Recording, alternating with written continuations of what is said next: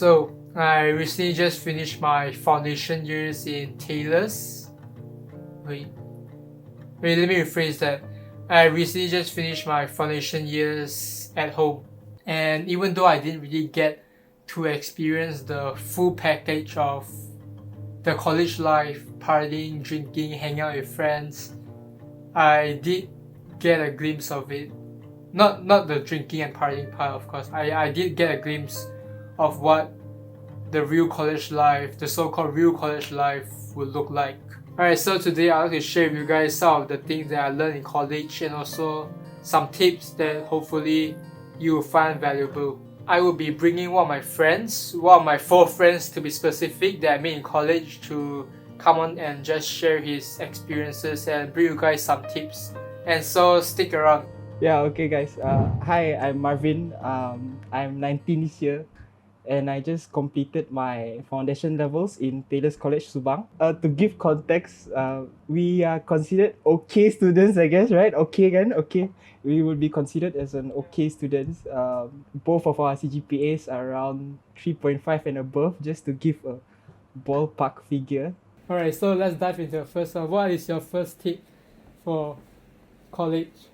I guess my first tip would be for group assignments. I think when we are talking about group assignments, picking the right groupmates is one of the most important aspect, right? I agree. But there's sort of this criteria that I like to stand by, which is don't be the free rider and don't be the carry. If you are given a choice, obviously you would like try to pick groupmates wisely, especially online where communication really is key. So I guess if you speak to any college student in Malaysia and any of our friends also, you would hear them, say the typical stereotype, which is, "Hiya, my groupmates don't reply my chat. Why did my lecturer assign me with this random group of strangers?" The typical Malaysian kind of problem for college students. So what do I mean by don't be the free rider and don't be the carry? I think it means that you should not try to free write an assignment whatsoever. Don't be that guy.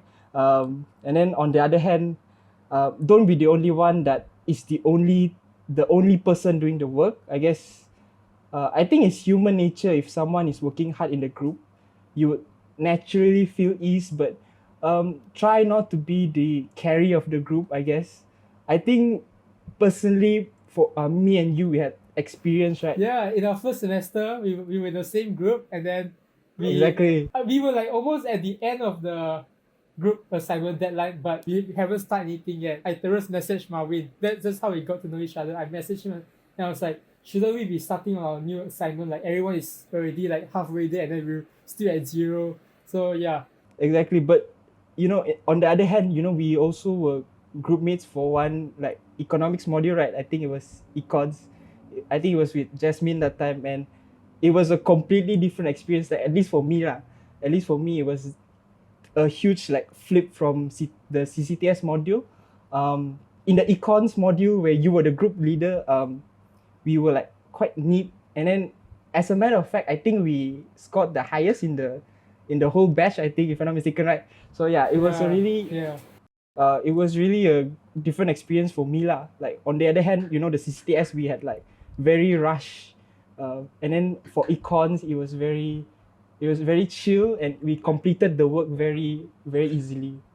Because one of the problem of online is also like you don't really get to know everyone at first, so that's also a problem. But I guess so what do you have, like what opinion do you have on this? Like how do people really choose their teammates wisely if they haven't get to know each other yet? Yeah, I think like for me, most importantly is that you always try to perform in a sense when you are in your group, so that you can find like group mates that are going to help you.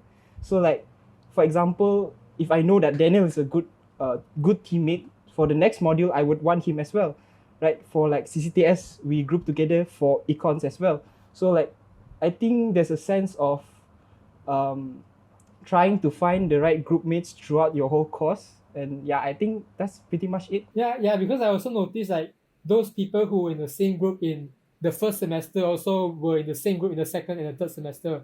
they like became like one bunch already because they know they will like help each other and do the work, right? So yeah, I think that's a really good point. The first tip is to find the right groupmates. What is the second tip you're gonna bring to us? I guess for my second tip would be to stay interactive and just stay motivated throughout the classes. I think this tip can be applied to almost like hundreds and thousands of people studying online now, especially in Malaysia. You know, you can get distracted by your phone, you know, the TV is on, sometimes your parents call you, you have classes and it's very quite distracting lah, you know. That's one of the hardest things online. So I read a quote before lah. It was saying that teachers now have a greater competition because they are competing with technology, and they have to make sure that their students stay focused and not go on other platforms like YouTube, like Twitter, like Instagram and such lah. So yeah, I think staying interactive is very important. For me personally, I think doing the little stuff helps. Like I like to answer general questions. I like to reply to lecturers, even though it doesn't seem much, but for me, I felt engaged throughout the whole lecture. What about you? How do you stay interactive? How do you not sleep throughout class? I absolutely agree. Like Marvin is always the first one who answered our English teacher. Every time our English teacher say "Good afternoon, class," he will be the first to like give it a love reaction or stuff like that. Right? Give it love. Yeah, but I absolutely agree. But for me, I wouldn't say my way to stay engaged is through replying and like giving answers, like giving replies to a teacher. My way of staying engaged and not falling asleep is to write down notes. I think writing down notes actually help me stay focused throughout. That's one way of helping me stay engaged. But that's the point. Everyone has like different ways to stay engaged. Like yours is replying to charts or replying to a teacher, but mine is like writing down notes. So the second tip is, I would say, to find your way on how to stay engaged throughout the lesson, because online classes are boring and many teachers have failed the competition of competing with Twitter and YouTube. Yeah. I think, you know, obviously, like having an interesting lecturer helps. 10 modules we had this time. I think only a handful of them were like quite interesting. I would say like CCTS was okay. You know, marketing, you know, Sir Srikan was very nice. He was very interactive. Yeah, he was very interactive.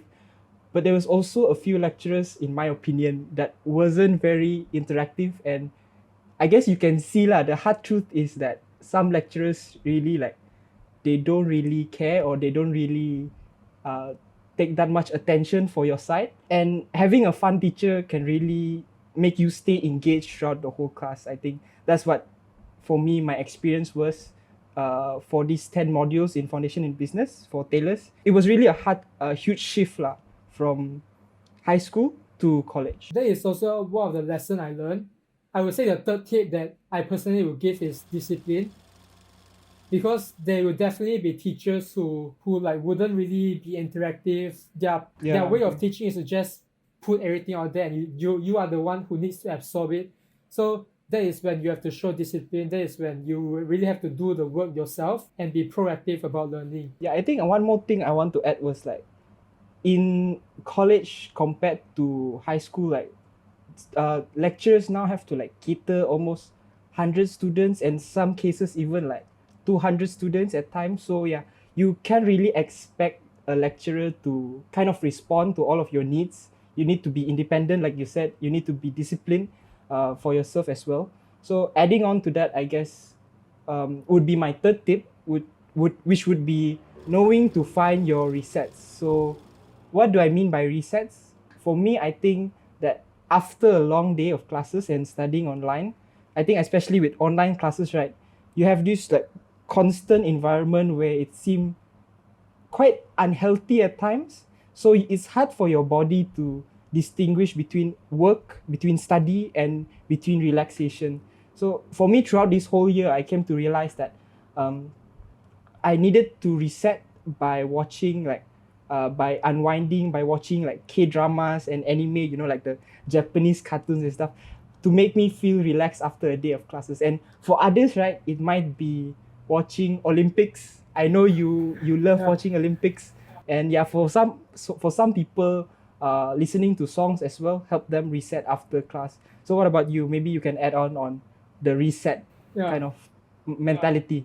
I think that's definitely true. I think taking breaks, taking intentional breaks, and like you said, reset is really important when it comes to college, especially online classes.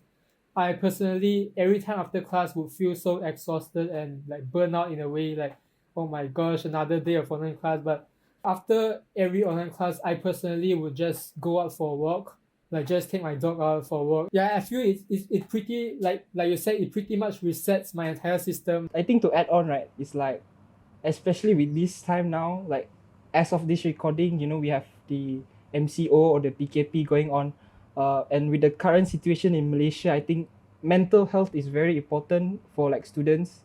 I think recently there was like cases among UITM students. All the news sites was like, pembelajaran online buat pelajar stres, and like banyak assignment punca pelajar depressed or murung, and so on and so forth, right? So I hope for those like watching this video or anything, like I hope you guys always take care of your mental health no matter what. Yeah, man, we were watching Olympics the day before exam. That's how we were taking care of I know, mental right? health. Right? Yeah, we were just relaxing. I think we were watching the men's doubles or men's singles, right? So it was like a huge relief lah. Like we tried to reset from the whole Yeah. studying situation first by like just relaxing, watching the Olympics and supporting Malaysia, right? I guess tip number 4 would be using full use of your resources. So for me personally in Taylor's, we have a nifty function which is called rewind. So what is rewind? What rewind does is that it records all the lectures so that you can watch it at your own pace. So for me personally, I think it's really great because I like to watch lectures at my own time. I usually study at night. I don't like to study at the evening one. I personally like rewind very much. I can just revise and then watch whenever I have the motivation to study by using full use of your resources, I guess. I think it's a bit. I think this habit is lesser spoken about, but I think that you should always ask questions to your lecturer.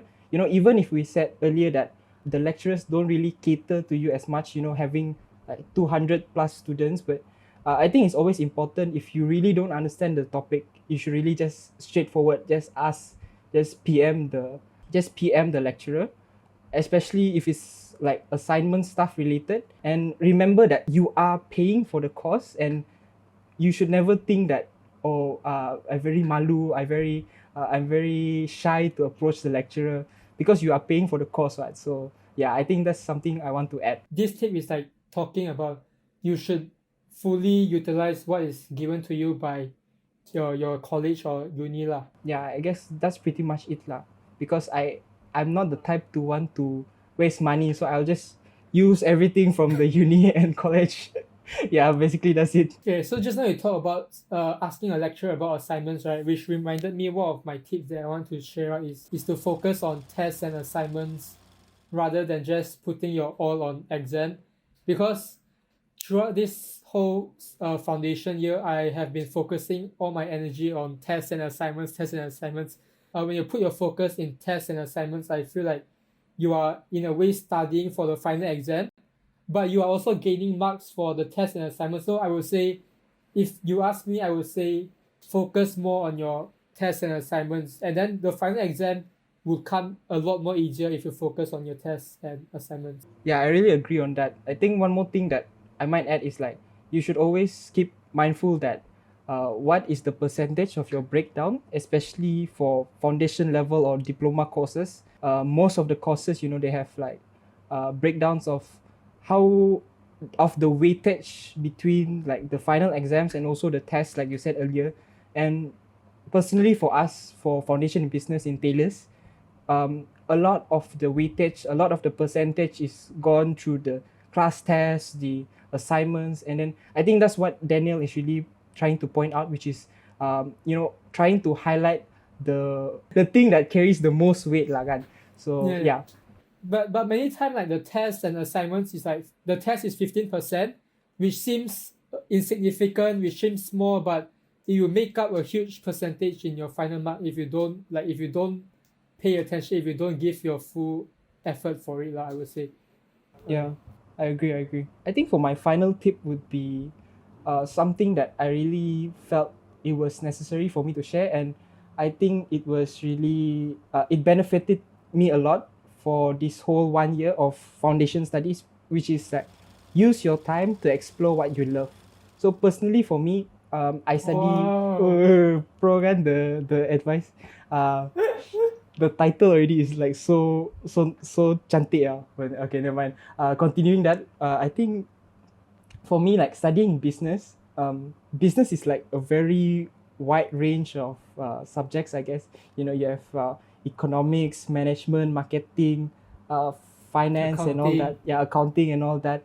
But then um, I felt that some of the subjects were a bit unnecessary. For example, English and like there was like CCTS. I mean, it was really fun though. But for me, I really didn't find the necessary things there to bring me in my career or bring me in my ambition. So what I did was I enrolled myself in like different classes. Some of the platforms I use is like Udemy, EDX, Coursera, which is like self online learning platforms to learn about my interests, which is like personally for me, I like finance and technology, which is like what I'm continuing next, which is my bachelor's degree. So I find that it's not always important to focus on what you are studying, but actually what you want to do at the end of the day. I think for me, I learned about the financial markets and like finance and all that. It was really interesting for me, and I didn't find it a waste of time. So, talking about having the time to explore what you love, I have a question for you actually. Using the time from foundation, like around 1 year, how has this like kind of helped your understanding or your love, lah, I would say, for like video editing and film and stuff? Why not you elaborate more on that? Yeah, like you said using the time to explore what you love, and I believe that is one of the biggest difference. I mean, one of the bigger difference college compared to high school is the extra time you have. Yeah, Because college you have a lot of extra time. Like one day you have 4 hours of class compared to like primary school, high school you have like what around 8 hours, 9 hours of class. I'm not sure, but yeah, you only have 4 hours of class at least in our uni. Like the extra time that I had really allowed me to explore into more things like video production, which I really love, and that has allowed me to like find my passion and find what I really love lah. And so there's one thing that I want to encourage all of you is to, if you guys are in college, take the extra time to discover, to explore what you really love. And like Marvin said, if you find that some courses are not benefiting you in college, you can always go to other self-learning platforms like Udemy, Coursera to learn what you are interested in lah. So is there anything else you want to share, Marvin? no, I guess, but I think for me personally, like just a summary for all these tips and all, I think everyone has their own way to cope with online classes, especially during the MCO period now. And I hope these tips will like benefit you all. And yeah, don't forget to like and subscribe. Make sure Daniel gets the silver play button. Yeah, I guess that's it Wow, wow, for wow. me. Wow. That plug though. Alright.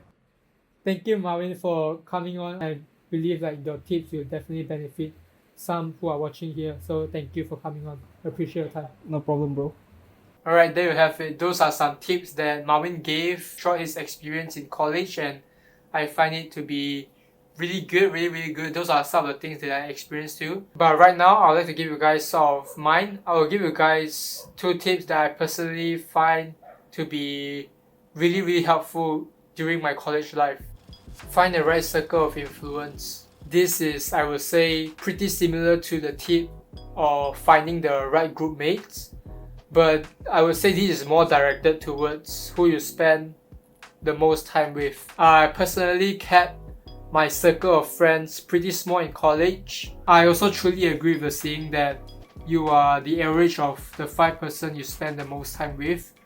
I personally got to connect with one of the top students in Taylor's. Like her grades are really good, almost to a point of like the perfect grade 4.0. And I personally really gained a lot from her. I would always make side bets against her when an exam or a test is around the corner. Yeah, I would just make side bets to push me to study harder than her and to motivate me. And it just adds an element of competitiveness, which makes studying a lot more fun. Okay, I realize I sound like a nerd now. But yeah, it's true. I really enjoyed studying. I really enjoyed making side bets against the top students. And for the record, I remember making a side bet against her during a test. The full mark for the test is 15 marks, and I got 14.5, and she got 14.5 too, so it was like a draw. And yeah, the circle of your friends is really important. Understanding over anything. Understanding has played the biggest role as to why I got pretty not bad results. In college, I really took the time to understand topics rather than just memorizing topics, because at the end of the day, during exam, that's all it comes down to, understanding. The purpose of an exam is to test your understanding on a certain topic, so strive to understand and not memorize, I would say. So yeah, if you guys enjoyed this video, I appreciate you watching. Thanks for being here, and yeah, see you guys in the next one. Bye. Wait, I forgot to do my signature move. See you guys in the next one. Bye. Alright, so I just got notified that my result for the final sem is out, and I'm really nervous. I wanted to shoot this because I don't know, I just wanted to shoot this for like a memory or something, to see my reaction, I guess, so that next time I can look back and see how stupid or how smart I was, you know. Alright, so let's do this. Academic results. Let's go! Okay, I'm ready. Let's do this. No, what the heck?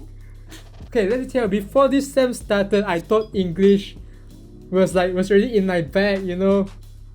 And that's the only B I got. What the heck?